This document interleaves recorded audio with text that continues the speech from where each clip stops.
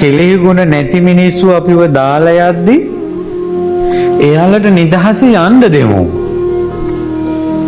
ඒ වගේ මිනිස්සු ළඟ ඉඳලා මොකටද? අපේ කෙලෙහි ගුණ අපි බලාගමු. මිනිස්සුන්ට උපකාර කරන්න සසර දුකින් ඈතර වෙන අදහසින් උන්ගෙන් උදව් ගන්න නෙවෙයි. දරුවෝ බිහි කළා නම් යුතුයකම් ඉෂ්ට කරන්න උන්ගෙන් වතුර බොන්න හිතාගෙන නෙවෙයි.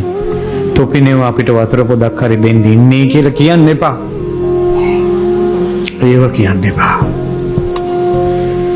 අපි මේ දුර්ලභ මනුෂ්‍ය ජීවිතේ දුර්ලභයි කියලා භාග්‍යතුන් වහන්සේ වදාලා. ඉතින් දුර්ලභ මනුෂ්‍ය උප්පත්ති ලබා දුන්නා අපි මේ සමාජයට. ඒව මැරෙන්නේ නැතුව ජීවත් කරගත්තා. ඉස්කෝලේ යවුවා හොඳ නරක කියලා දුන්නා. උන්ගේ ගමන උන් දැන් ගියාවේ.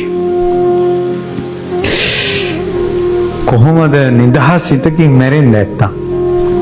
හැම කෙනාම අතහැර යද්දි නිදහස් හිතෙන්